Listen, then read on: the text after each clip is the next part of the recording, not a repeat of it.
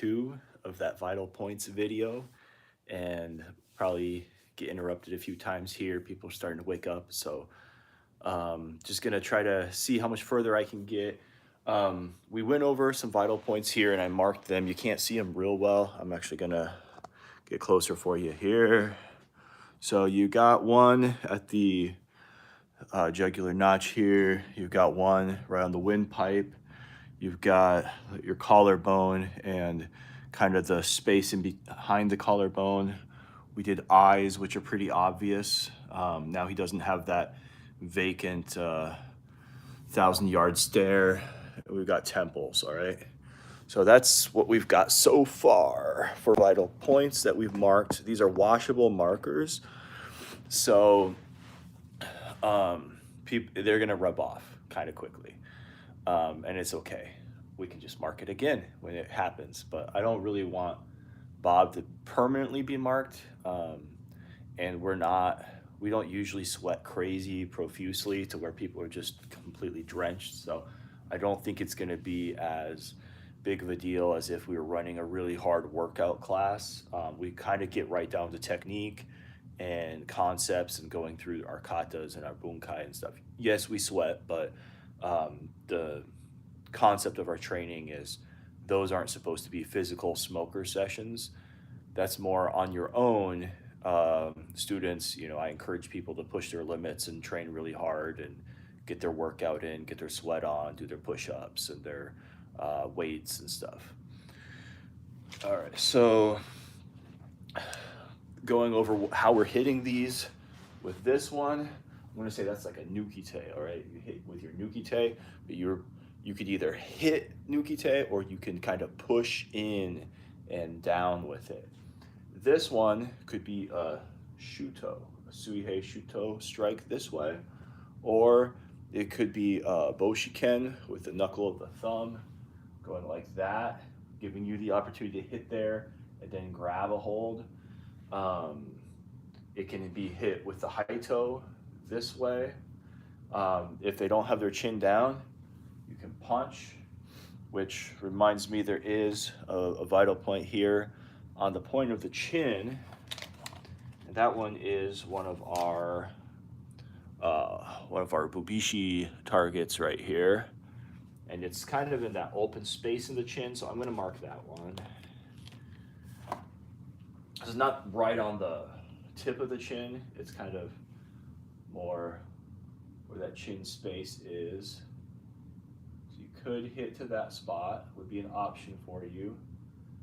We're talking there probably a really hard straight punch, or maybe an elbow strike, sure. Collarbone, we can hit shuto or kote. This point here, we can hit kakoshiken. I marked up suprascapular here. You hit with the hammer fist, but probably not from in front. You could get into it, like kind of inadvertently hit it as you're going into like a tie clinch. If you go in pretty aggressively. Yeah, we're doing martial arts, that's true. Yep, you're correct. That is what's going on. So we're doing vital points on the martial arts right now. So marking some vital points where we would hit. You go nukite to the eye, we're talking fingers, thumb, even punching. You can punch the eye. Your knuckle is gonna probably blur the vision on the surface, but also cause some swelling around the eye if you hit there. With the temple, you could hit with your haito this way, hitting to the temple. You could hit kote, just hitting the whole area. You could probably use like a kosaken coming this way, or rotate in with that first knuckle. All right. So then let's see, what do we want next for our targets? So I'm referencing here, this is a training thing. Kinjo Kaicho did like some martial arts mats and put them up on a springboard, and he made marks for his vital points for hitting them. So this is kind of inspired by that. We'll go Jinshu. Jinshu is another target for that we might hit. That's right here under the nose. Okay, so that spot, I like to hit that with the shote, with a palm heel strike. All right, it's not going to shove their nose into their brain like the myth says. So it's not super deadly. Anytime you're hitting somebody's head, there's a chance that you can cause serious injury and death, but you also can't count on it. So you could hit really hard with a palm strike, hit them right there, and they might still be looking at you and coming back with more punches. All right, so or they might not let go of you right away from that. So you always have to have your next thing. Somebody asked, how do pressure points work? That's how pressure points work. All right, they're the best spots that you can hit. We're not talking touch pressure right now, we're talking hitting. There's also touch pressure, right? So if I'm hitting to this spot with my shote, the palm heel, boom, and I hit there, the idea is maybe break the nose and maybe push the head back, and jar them. It's not to, that can create some distance where you can throw some punches. The idea there is not, you're not going to shove their nose into their brain. The head trauma, if they've got something wrong with their brain, snapping their neck back, they fall, they hit their head on something. Could someone die? Sure, but you need to make sure it's a pretty serious situation before you're hitting anybody in the first place, because that's always a risk anytime there's violence. Touch pressure to that spot could be going like this and up like that. That can help to control somebody, get some compliance. So that's one way pressure points work. You can go here and I can hit, there's a pressure point under here too. That's called your hypoglossal. So you can hit both of those at the same time and pull their head back. All right, so I've actually done that during like a live role in like a law enforcement training thing, where basically I'm trying to sweep my opponent. Like I have them in my guard. We're basically doing like jujitsu, but we've also trained these pressure points. I'm tired. I'm exhausted. I know some basic jujitsu stuff. I'm not an expert at it. So, I've already successfully had some rolls. All right, thanks for subscribing. Thank you. So I've already had some rolls, but then I'm tired. So I actually did that pressure point here as I was kind of doing my sweep and managed to like move them over. So it can work. I wouldn't say, I think you have to be careful getting your hand at low velocity, just putting it there, trying to do that pressure point, because they might bite you, right? But if we're talking about a palm strike, boom, that's not really a concern. So I'm actually gonna put a blue thing on there too, because that's also a law enforcement one that's kind of popular. So I'll put a little bit of blue on both sides. Now, I'm realizing that this blue thing and blue and black distinction of these markers is probably an unnecessary exercise in futility. Oh gosh, I made him look like Hitler. All right, well, hopefully that will inspire people to hit Bob really hard. I don't know if you might not be able to see that, but yeah, it's a little bit questionable. I'm trying to make a bigger mark because I want it to be both law enforcement and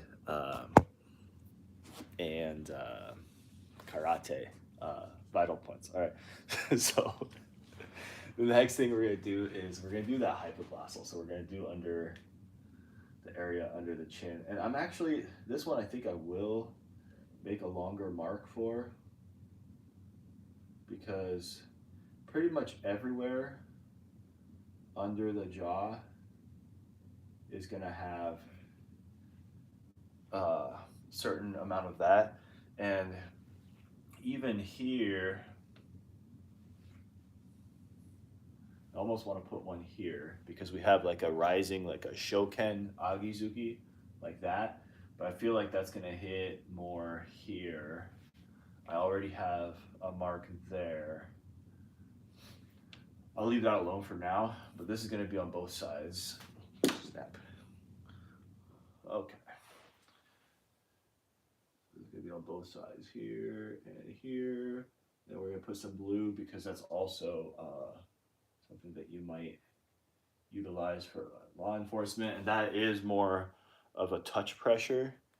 So that's where you're using your thumb to push up there, or you could use in karate, you could use your shoken, your iponzuki, but kind of an awkward area to punch. So we're probably talking more about touch pressure there. So we're just gonna make this wider with the blue. Not really a big artist, so you're gonna get what you get here.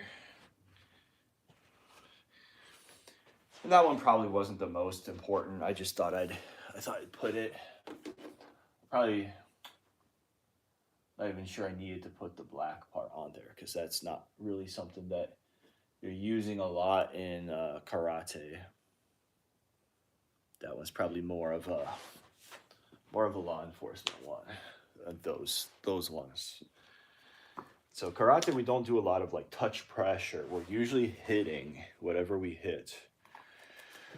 All right. So now, what else should I do here? I think we're still on kind of the head face area. We've got most of them. There's a couple ones here that appear to be to the cheekbones, like under the eye. I'm not sure I love that. Yeah, I think you could probably break somebody's orbital bone, but I think it's better to just aim for the eye, and that's going to happen naturally if it happens. I don't know. Maybe I should put it. I don't know. There's a couple here that are on the top of the head, and that lines up with our design in like the bubishi here. So you see from the front view, vital point on the front top of the head, and also on the back top of the head. All right, so seems like those are two different ones. One is more toward the front here, and the other one is really at the crown of the head. Those ones I'm not a huge fan of, guys. From karate, I think sometimes in like a Muay Thai, you see somebody come up and come down with the elbow like that. So that could work. We don't exactly have that technique that we do in karate, but I mean, yeah, you can do anything. You're still using the same human body. But I'm not going to emphasize that. Where I think we would use it would be kobudo.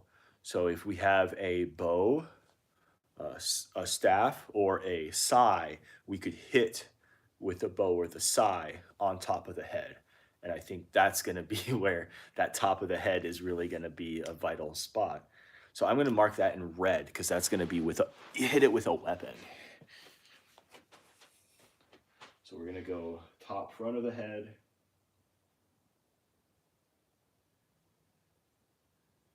And the very crown of the head.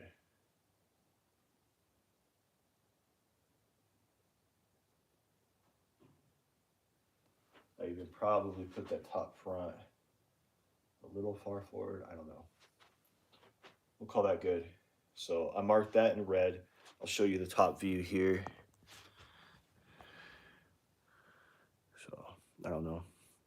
Maybe the placement isn't perfect, but hey, if I'm clocking somebody on top of the head with a heavy oak bow staff, or hickory is usually what my bow is made of hickory. I think that's, as long as I'm aiming for the top of the head, I think it's gonna be a money shot, or a steel sai that's heavy. You smack somebody on top of the head with that. I think you're gonna get a lot of bang for your buck there. All right, what else do we have on the head? There's one that looks like it's right here, and it looks like it's kind of like a third eye, where the Hindu people would put the dot, um, and where some people, feel like your third eye is. Um, that feels like a pretty strong spot on your skull. And there's also like I watch a lot of fights and I don't see a lot of things happening when people get punched there. I even take punches there. So if I'm sparring and I see a punch coming, I'll dip that spot down. So I don't know if I see it. Um, Ears. Okay, so there's not ears marked on this one, because I think just because it's a flat surface, he's doing more things that you can hit with like a straight strike technique. But in this Bubishi illustration, you have ears marked as one of them. So I do think we should mark the ears not as a law enforcement. It's not a law enforcement target per se. Um, but it would be a karate target. And I'm actually, it's just for ease, I'm gonna hit that little lobe in front of the ear just to show that that's a target for somebody who's looking from the front. But it's really just the whole ear, the opening of the ear. All right.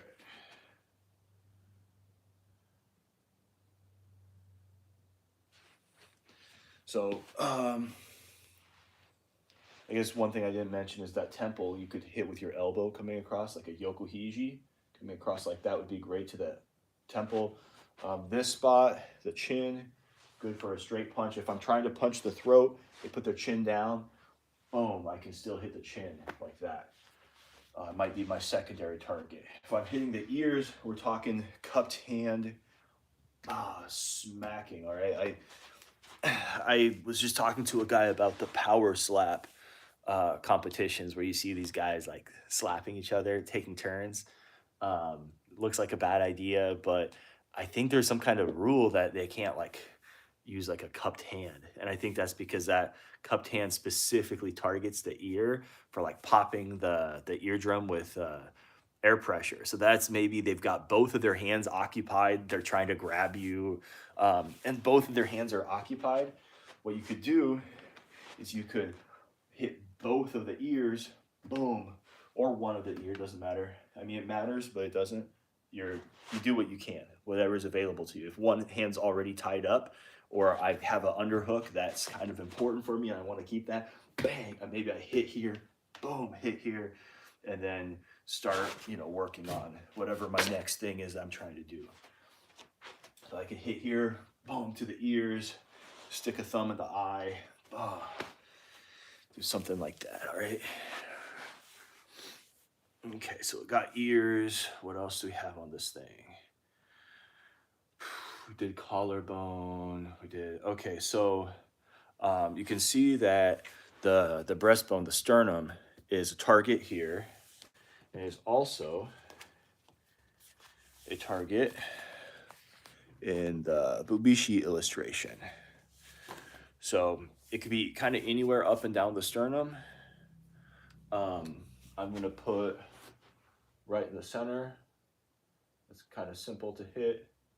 Maybe a little bit above where the pectorals are the thickest, because it's easier to hit. Like if you hit down here and they have big pecs, like it's hard to fit your fist in there, versus you hit a little higher, you can maybe do a little more damage. Boom. That's probably, you're pretty strong, you have a really strong punch.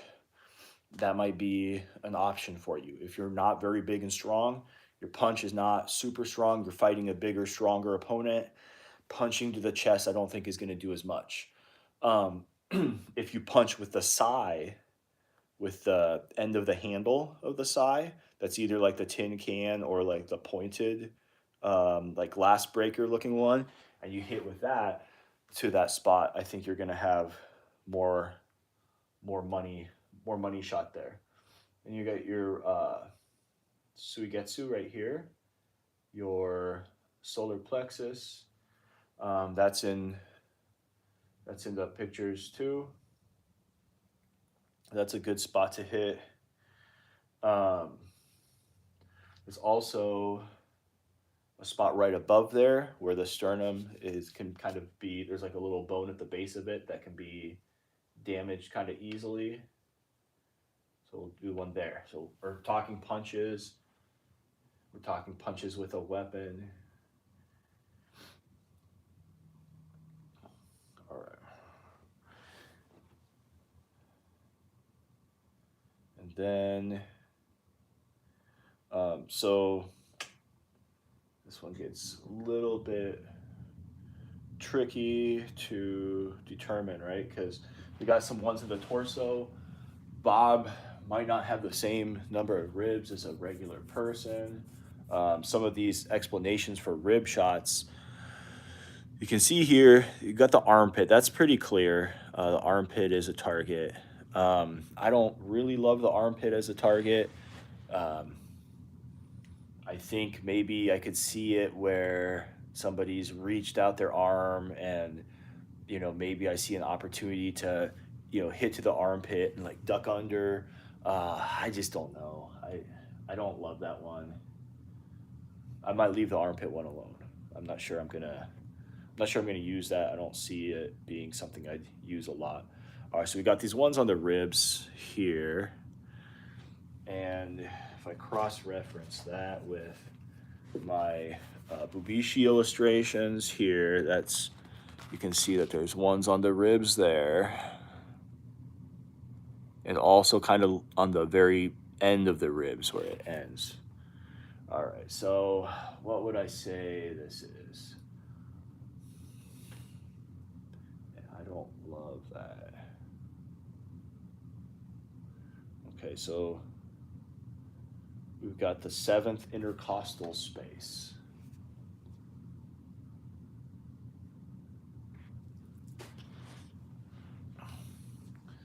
So we're gonna kind of do over here and over here. I might change this later if I think about it and mess with it and I'm not loving how it's panning out. And then there's one at the very base of the ribs. That one I like more. Very base of the ribs.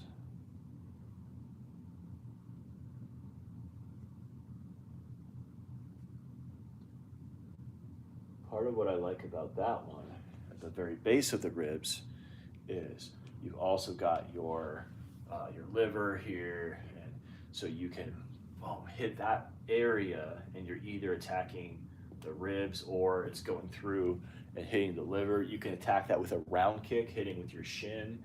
That can be a yokohiji strike, especially if you're shorter. Move in, hit with the yokohiji. This upper one, I think, this has got to be mostly yokohiji. It could be a moashigeri using your sune, your shin. So I can, kick either of those spots. I'm just gonna do a lot. This lower one, I can throw a punch. And then this upper one, if I'm fighting somebody a little taller, I can go in and I can hit that with the yokohiji. I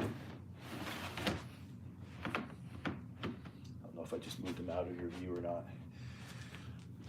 All right, so that one, you also got to keep in mind that they're going to be wearing a shirt, not probably. Sometimes they wear a shirt, sometimes they don't. All right, so you might not be able to see really clearly, hit this exact precise spot. It might be more of a guessing game. Now that I think about it, I almost want that a little bit lower, that second dot, because it's not that high in this picture. It's not that high above the belly button. Let me see where Kinjo Kaicho had it in his thing. It's not that high above the belly button. I almost want to move that down a little bit. See, washable markers. Do not color on Bob with no permanent marker, because he's kind of, he's not expensive, but he's expensive, right? All right, we're gonna go a little bit lower on this one. I'm gonna hit here. Here.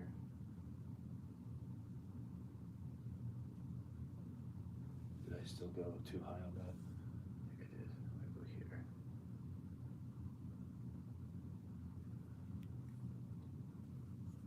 And some of it is just the way that this dummy is made, the way Bob is.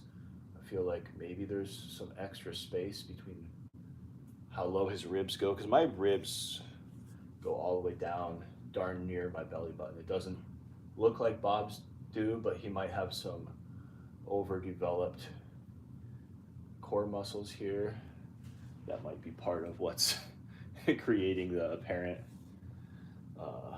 ending of his ribs where they don't actually end. So yeah, I like this better. All right, what else do we have? Is that pretty much it for, I mean, we don't have to worry about arms and legs, so that makes it a little bit easier. So now on my guy here, what we haven't done is the mandibular angle back here, which corresponds to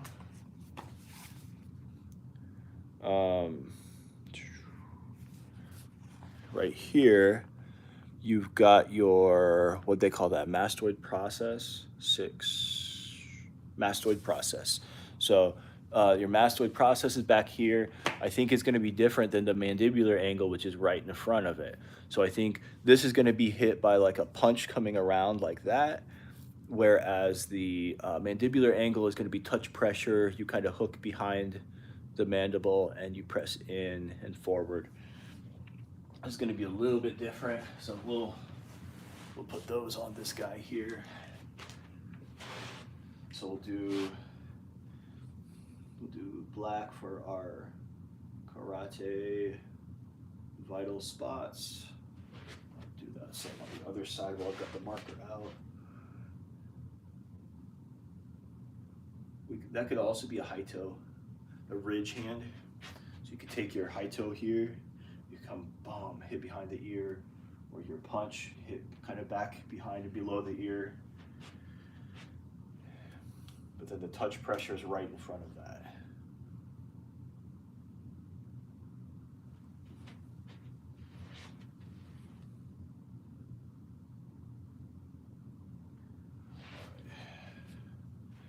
Guys, I think I'm almost done.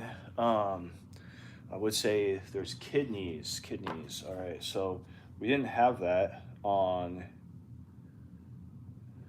Let's talk about the first lumbar vertebrae is in this one. They've got there. But I think that's kind of because that's attacking the kidneys. So I'm gonna rotate my guy here. And this is going to be more for if I'm training to fight somebody who's standing sideways, because I know there's some martial arts rules that will allow hits to kind of like the side back. So if you stand sideways, it doesn't exempt you from getting hit in those kind of side areas of your back that you're exposing. So this isn't as close to the spine as those vital points are, but you can see this attaches here, so I'm not even sure that that's desirable to hit those exact spots. I think this is going to be where you're going to get your bang for your buck on that.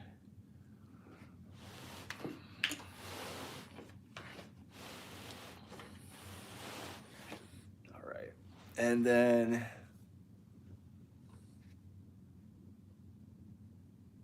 I think, the, what do they call it in this? Neck. They call it the neck. We call it the brachial plexus. So you do like a brachial stun there. That's a law enforcement technique, but also you've got your karate and kobudo, your shuto strike, go to the side of the neck. Your kote strike goes to the side of the neck. And also if you hit with a bow, tumkwa, you can hit all those spots on the side of the neck. So I think this one, the side of the neck, is going to really be a Christmas tree over here, because we're going to hit it with the black, the blue, and a red for Kobudo. It's like just halfway up the neck here. We got black and blue. Put the blue on top. It's the same spot, guys. Same spot. Blue.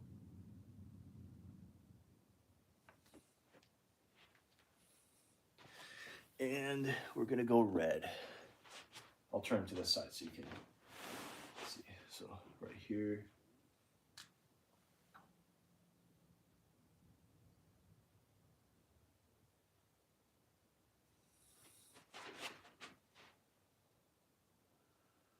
All right. Bob looks like he needs to be checked for some kind of skin disease.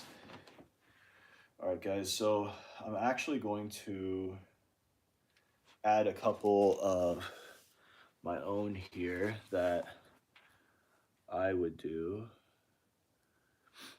You know what? I'm gonna do a mark because we've got the back of the neck. I think this is a good one. The one right on the back of the neck by the occipital lobe. That's both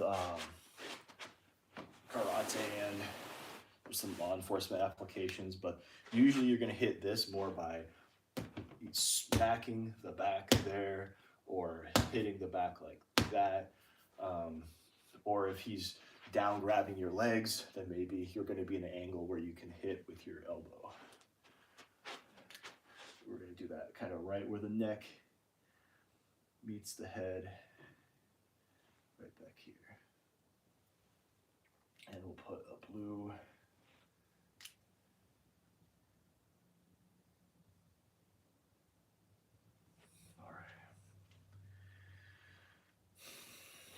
I think all that's left is the ones I like, just for personal interest ones. All right, so those ones are going to be green. Those are going to be my ones. So places that I want to hit him that I haven't marked, I kind of want to hit, boom, here to the side of the jaw. All right. Maybe right before it hits the chin.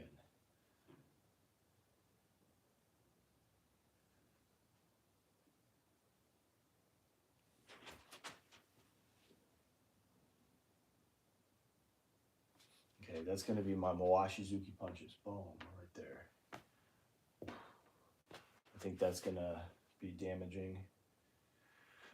It's going to come off. I hope that this kind of stays kind of on. We're going to end up probably getting this nonsense all over our hands, maybe on our uniforms. We'll see. This might end up being a bad idea, but it's kind of a cool thing for reference right now. All right, then what else would I do? I'm going to go the bridge of the nose, right where I have my glasses sitting, because that's a decent spot for back fist strike, and that's not necessarily an incapacitator, but you could hit with your back fist coming down as you move in here, and then trip them, take them to the ground. All right, this move can, maybe cause them to tear up. You can also clock them across the bridge of the nose with your kote. So I'm gonna put right on the bridge of the nose, right up here.